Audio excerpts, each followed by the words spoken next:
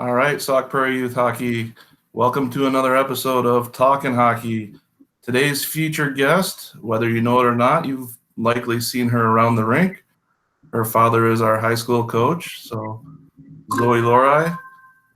Welcome to the chat. And if you could, please provide a brief overview of your playing career to date. Hi, well, thank you for having me. I started playing hockey. Obviously, my dad was a professional coach, and I watched my brother as he played. So I kind of fell in love with the game just alongside Mason, my brother, and my dad kind of just, we were always around the rink. So at about 5 years old, I was on the ice all the time in the summer in Culver. And once we moved to Middleton, I wanted to keep going with it. So I played boys hockey up until Bantams when I switched to girls. So I played for the Middleton Wings. And when I switched to girls hockey, I played on the U14 Madison Capitals and then played U16 with them both of my years. And now I attend Culver Girls Academy and I play on their prep team. And yeah.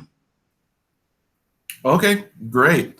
So would you say always being around the rink and with your father and your brother and always on the ice, is that really what's driving your passion for the game, or is there more to it, or is that I what would say I'd say there's a lot more to it.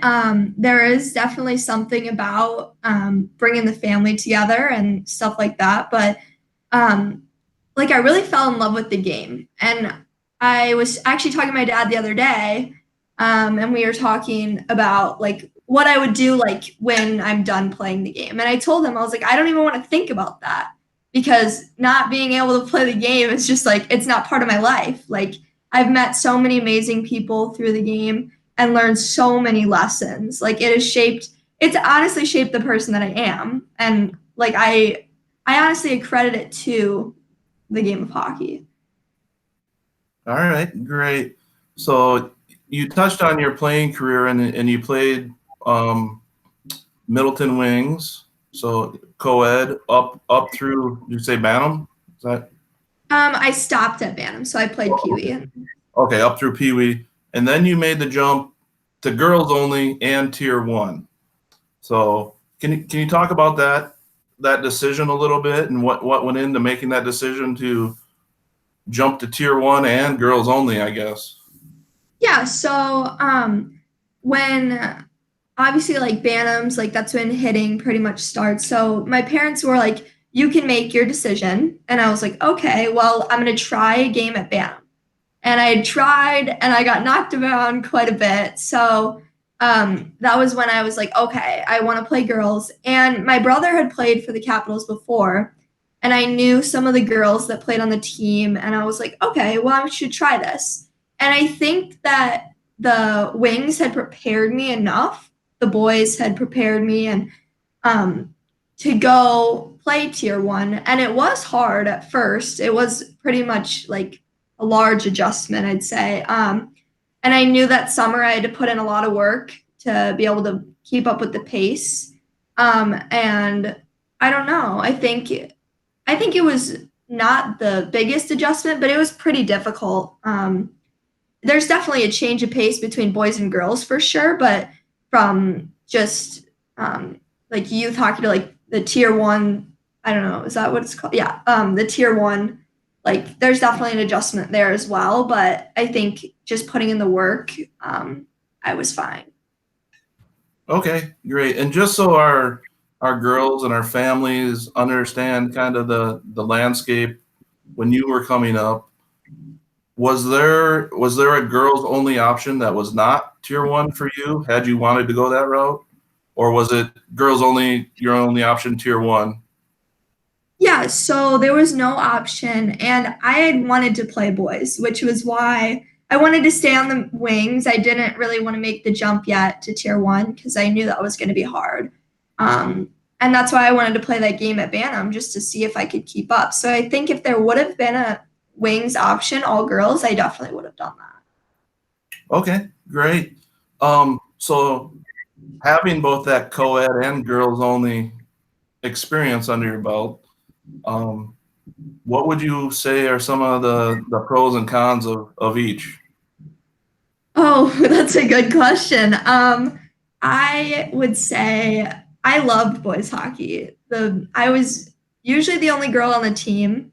If I was lucky, there was one other girl, and they were like my brothers. Like I would go to practice, and like if a guy hit me on the other team, like they'd go after him. Like it was like a family. And when I switched to girls, I noticed there's a little bit more drama, I would say.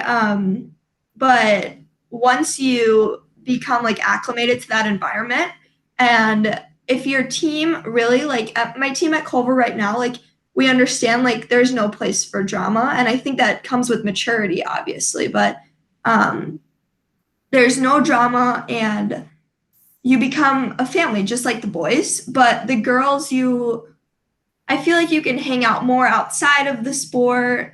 Not saying that I didn't really hang out with the guys outside when I played boys, but I think both of them you grow as a family. Boys definitely more of like a brotherhood type, like little sister type feel, and then girls I felt like more I could step up and be a leader, that kind of stuff. Okay, great. Now, when you were playing on the co-ed team with the boys, kind of you touched on it a little bit, but what was that culture like? Did they treat you as an equal and a teammate, or do you feel they treated you differently because of your gender? I do feel like they treated me differently. Obviously, there's the huge stereotype of, oh, boys hockey's better than girls hockey. And um, I think that goes into there's no women's professional league, which they're working on now and stuff like that. But I definitely felt like I was treated differently. Like I would go to practice some days and feel like, oh, perfect, like equal. But then I would be okay, and I would feel that from the coaches too. And that was because it wasn't really like developing, like, and this was not very long ago, but still, like, the girls' game has grown a lot since. The coaching staff, like, I felt like they treated me differently just because I was this odd man out. Like, obviously, I was a girl. So I don't know. Okay. Um, One of the things we talk about with our athletes is athleticism, and we encourage them to do other things in the off season. So just kind of curious if did you play other sports, or has it primarily just been hockey? Yeah, so growing up, I played soccer, and I played golf like once a week with my family. But I was really into soccer, and then once it came to the tier 1 hockey, I couldn't. Obviously, it's so like time consuming and also like money consuming. Like it's expensive to play tier 1, so I had to stop. But I definitely tried to do all different types of training. At Culver they allow us to play 2 sports or 3 sports, as many as you want, and they encourage you to as well. So I was actually supposed to do rowing crew, but obviously we're home now. So I think it's really beneficial too. And looking back, I wish I would have never stopped playing soccer. Okay, great. Well, that's good to hear because that's what we're preaching to our athletes. So, um, how about your off ice work? How much of that do you put in, and kind of at the level you're playing at? What's expected, and what do you do on your own outside of organized team activities? Okay, so now it's kind of considered the off season since we're not at school, and we're not playing games. So like a typical day, or I guess I should say typical week, I will do a plyometric circuit 5 days a week. So that's jumping, sprints, stuff like that, like a lot of single leg stuff. And that's going to build my speed, hopefully. And then 6 days a week, I'll do a lift. And right now we're in our body weight month. So all of the stuff we're doing right now is body weight. And then the next few months we'll start like lifting pretty hard. But at school, it is expected we skate every day on ice practice. Usually I'm there 20 minutes before, like I'm on the ice 20 minutes early, just working on stuff. Especially at Culver, it's really expected. Well, actually, at that level, it's really expected that you put in extra work. So our team works out 3 times a week together. My friends and I will work out an extra day. And then we do cardio one day. So we'll do like biking or running stairs. And yeah, so it's every day we're pretty much doing something. If not, it's probably a Sunday. And obviously, it's really important to recover and rest your body because that's when muscle growth happens. So yeah, but there is a lot expected. Okay. So since your dad's been our high school coach, you've kind of had a front row seat as we've introduced a girls program here in Sauk Prairie. What would you say are some of the key things we should be doing to make sure we not only retain the girls that we have currently, but are able to attract new girls to the game? So I think it's one, attracting new girls, treating them as equals. And I know you guys do that like a really good job of that, which is why I love Sauk. You guys, like, obviously, like girls and guys hockey, like everybody loves the game. Like you come together in the love for the game, and I respect that so much. So that'll help attract girls. Especially, I think it goes into the coaches. If you have these girls that are all going to practice and they're saying, "Oh my gosh, I love this! Like I'm having so much fun."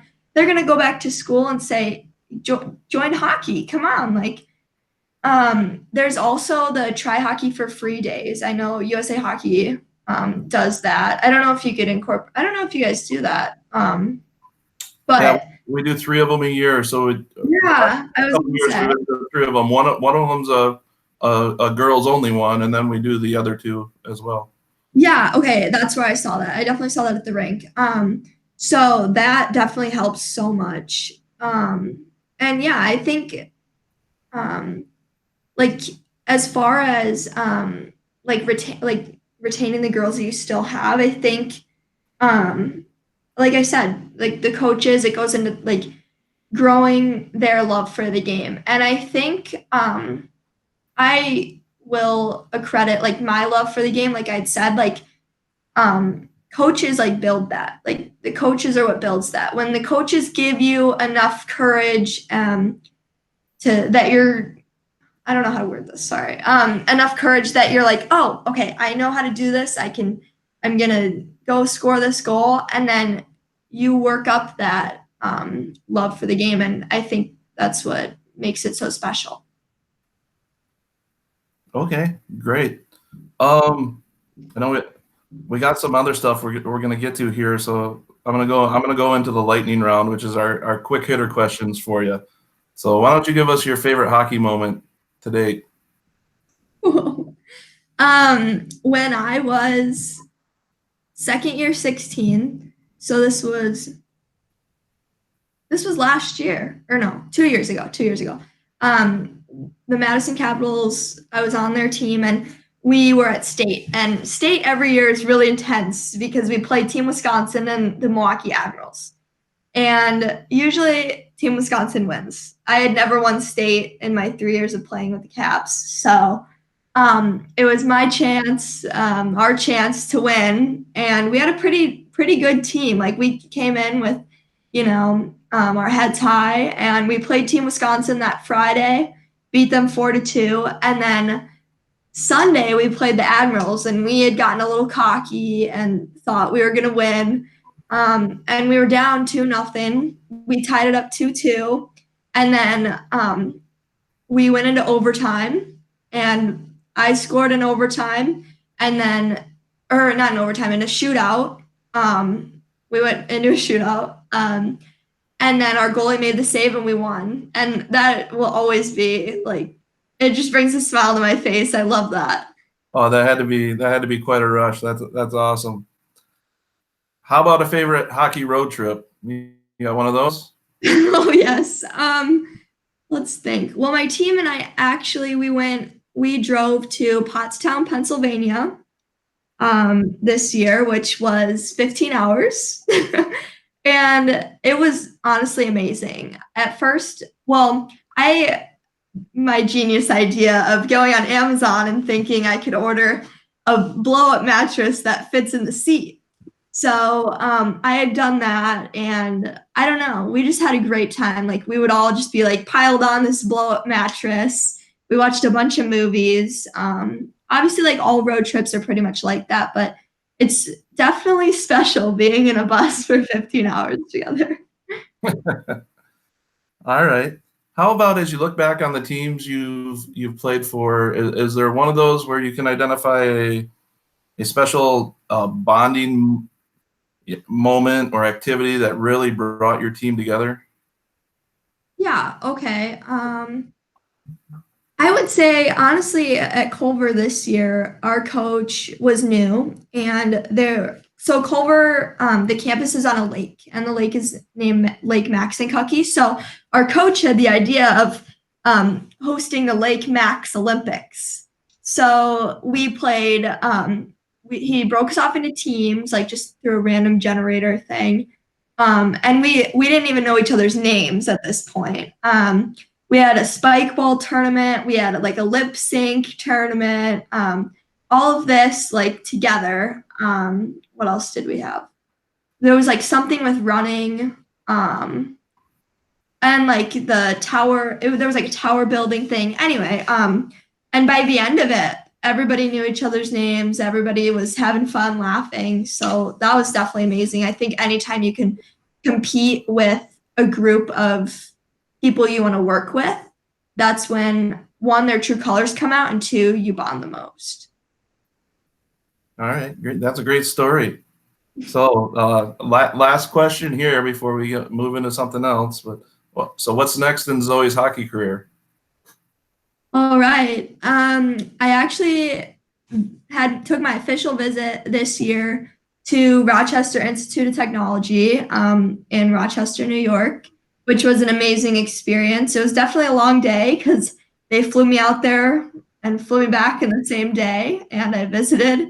But it was amazing, and they ended up offering me to go play there, and I gave my verbal commitment at the end of March.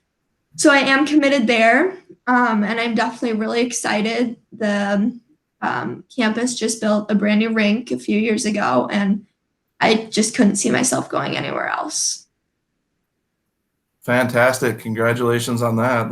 That's awesome. Thank you. All right, so that's kind of all the questions I have because I know we want to move into something else here.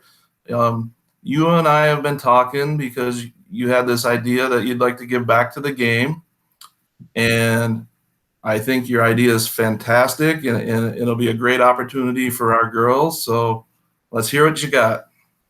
All right. So my thought process on this whole thing is obviously like I do love the guys game and everything, but I think the girls game needs to grow.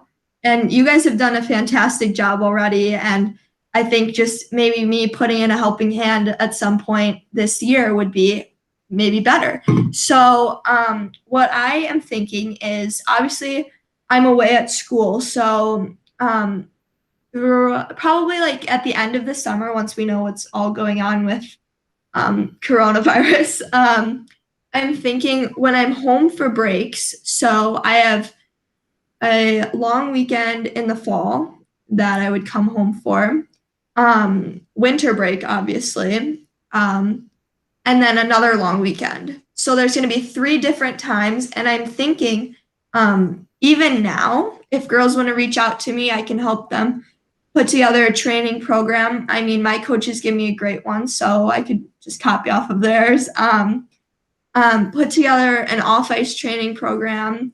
And then once the ice goes in Sauk, hopefully when I come home, we can run 1 or 2 skates with the girls and hold like a Q&A, and we'll run a plyo circuit or a little workout outside. Um, and I'm just thinking like a nutrition talk, stuff that's gonna help them get to the next level, and stuff that I received when I was growing up that helped me so much. And I wish I would have gotten the information before too. So I think, and also like just to have fun, like get all the girls together. Doesn't matter what age, just go to the rink and have some fun. All right. Well, like I said, I think this is a fantastic idea.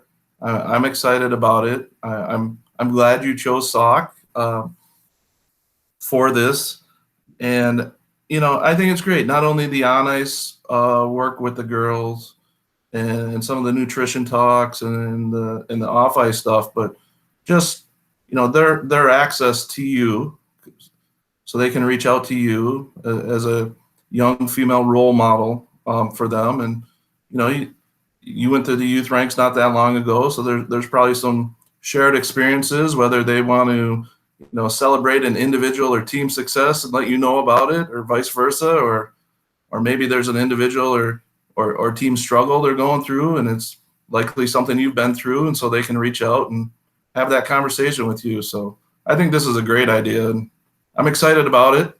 We will definitely find the ice for you when you're back, so you can do this. Thank you. And I'm thinking we can send out maybe like an email to the girls with my contact information if they want to reach out, my email, phone number, however they want to contact me. Yep, we can do that, and we can probably add you to. We have a Facebook page just for the girls, and they interact using that as well. So. Okay, that's so cool. All right. Well, thank you for taking the time tonight, and thank you for this opportunity for our girls. Like I said, I think it's great, and we'll get some more details on when you're going to be back for your breaks, and we'll set the ice aside, and we'll get this whole thing rolling.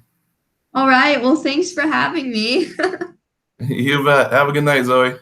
You too.